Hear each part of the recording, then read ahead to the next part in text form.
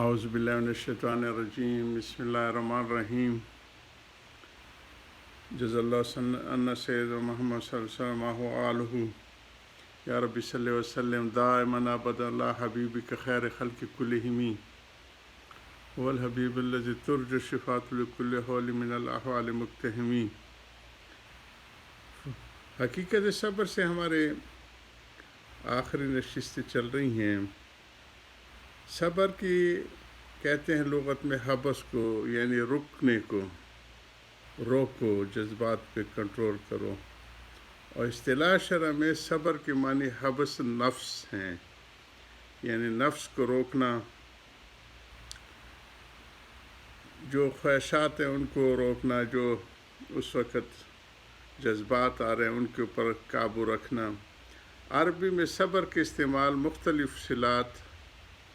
مختلف ریلیشن اور کنیکشن سے ہوتا ہے، اور صلات سے لفظ کے اصل معنی کا پتہ چل جاتا ہے کہ یہ کس غرض سے، کس سلسلے سے استعمال کیا جاتا ہے۔ یہ ہم کر چکے تھے، حضرت نے اس کے صرف و نحو کی بھی کچھ مثالیں دی تھی۔ لفظ صبر کی حقیقت بھی بعض لوگوں پر اس لیے مخفی ہو گئی کہ وہ اس کے اصطلاح مختلف صلات سے دیکھتے ہیں، کیونکہ اس کو یہ بہت عربی بہت فصیح ہوتی ہے، جیسے گھوڑے کے 70 نام ہیں، شیر کے اس طرح ہیں، کئی نام ہیں، تو وہ پھر اس کی اس حالت کے مطابق اس کا نام استعمال ہوتا ہے۔ تو یہی وہی چیز ہے کہ صبر وہ جس حالت کے حساب سے بتایا گیا ہے وہ اس کو اس سے کہیں صلے سے آتا ہے، جیسے الصابرین فی الباساء والضراء، اور وہ لوگ مستقل رہنے والے ہیں تنگ دستی میں بھی اور بیماری میں۔ کہیں ان سے آتا ہے۔ یہ صرف و نحو کی تفسیر، نحوی تفسیر ہم پہلے اس پہ بات کر چکے ہیں۔ بعض حروف ایسے بھی ہیں کہ جو اس کے ساتھ مستعمل ہوتے ہیں، ان کا صلہ صبر نہیں کہا جا سکتا، جیسے فاصبروا کما صبر اولو العزم من الرسل، صبر کیجیے جیسے اولو العزم رسولوں نے صبر کیا، اور صبر کیجیے یہاں تک کہ اللہ کا حکم آپ تک پہنچے، کیونکہ کاف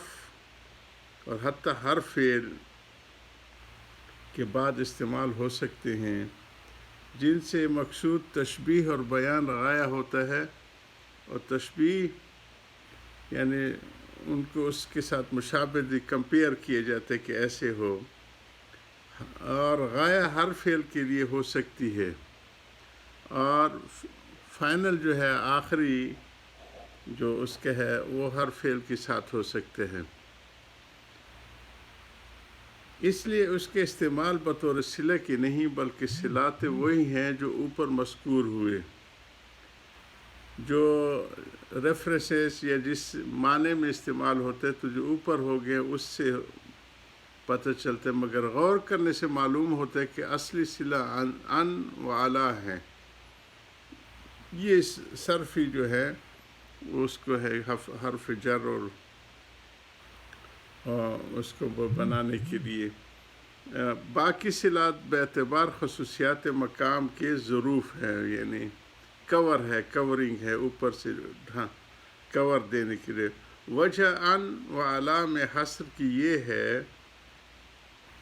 کہ اس کو اسپیسیفک بنانے کے لیے حصر اس کو کہتے ہیں کہ اس سے علیحدہ نہ ہٹا جائے، اس کا ایک ہی معنی لیا جائے گا۔ یہ ہے کہ صبر کا مدخول یا مامور بہ ہے یا منہی عن ہے، کہ صبر یا تو حکم دیا جا رہا ہے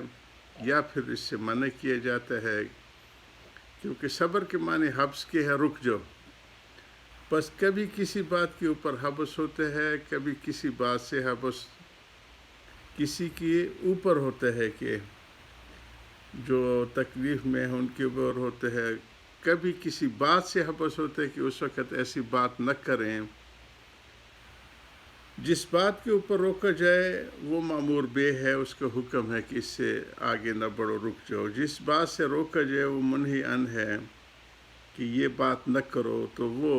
منع کی گئی ہوئے حکم ہیں۔ حبس کے یہی دو محل اصلی ہیں، اس کے سوا اور کوئی حالت اصلی نہیں ہے۔ پس جہاں صبر کے استعمال بدون علا و ان یہ دو حرف نہ ہوں گے کہ معلوم ہوتے ہیں، وہاں یہ اصلی صلہ مقدر ہوگا،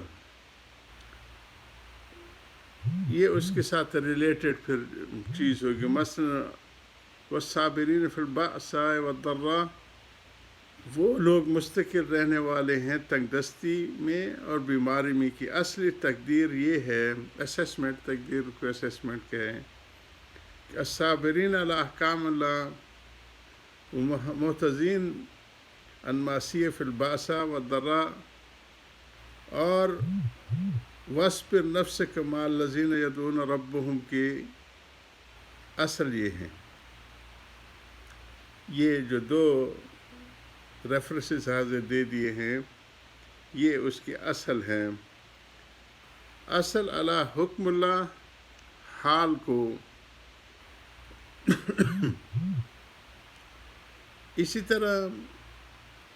الا باللہ کی اصل یوں تھی،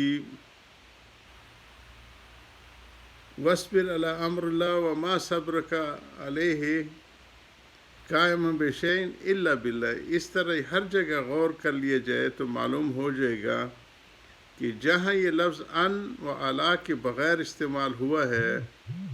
وہاں اصلی صلہ مقدر ہے، وہی اسیس کیا گیا ہے، وہی لیا گیا ہے کہ جو اس کا، اور جو حرف جر مذکور ہیں وہ صبر کا صلہ نہیں ہے۔ زبر اور زیر جن حرفوں پہ آ جاتی ہے اس کو حرف جر کہتے ہیں، وہ صبر کا صلہ نہیں ہے، وہ اس سے ریلیٹڈ نہیں ہے، بلکہ کسی فعل محذوف کا صلہ ہے کہ کوئی کام کو کرٹیل کر دیا جائے کہ اس کے لیے ہے۔ یہ نہ ہوئی حضرت ساری باتوں پہ چل رہے، زیادہ تعمق سے معلوم ہوتا ہے کہ صبر کا اصلی صلہ صرف ایک ہے، یعنی علا و ان بھی اصلی نہیں بلکہ عارضی ہیں۔ وجہ اس کی یہ ہے کہ صبر فی نفس معمور بہ ہے، اس کا حکم ہے، اور معمور بہ میں اصل افعال وجودیہ ہیں نہ کہ متروک ہیں، کہ اس میں جو اصل کام ہوتے ہیں وہ ایگزسٹ کرتے ہیں، وہ نہیں ہے کہ ان کو چھوڑ دیا جائے۔ بس صبر کا مدخول اصلی فعل معمور بہ ہی ہونا چاہیے، کہ اصل جو صبر ہے اس کے اوپر جو حکم ہے وہ ہی ہونا چاہیے، اس کے مناسب صلہ حرف علا ہی ہے نہ کہ ان۔ پھر حضرت اس کی مزید ڈیٹیل میں چلے گئے ہیں کہ یہ علا اور ان میں بھی پھر اصلی کون سے ہے، وہ صرف علا ہی ہے، اور جہاں صبر ان صلہ ان آیا ہے وہاں گو بظاہر یہ معلوم ہوتا ہے کہ مدخول صبر منہی ان ہو ہے، کہ اس سے منع کیے گئے بعض ایسی باتیں، تو یہ مگر تعامل کے بعد معلوم ہوتا ہے کہ وہاں بھی ایک نہ ایک معمور بہ ضرور ہوتا ہے، کہ وہاں بھی کوئی نہ کوئی حق اللہ سبحانہ تعالیٰ کا حکم ایگزسٹ کرتا ہے۔ اوپر معلوم ہو چکا کہ صبر معمور بہ ہے اور اس میں اجر ثواب کی بشارت دی گئی ہے، اس کا حکم ہے صبر کا، یعنی فرائض میں سے صبر، جیسے میں نے شروع میں بتایا تھا اقیم الصلاۃ جیسے ہے، وہاں وصبر بھی ہے کہ اس کا حکم ہے، فرض کی طرح ہے۔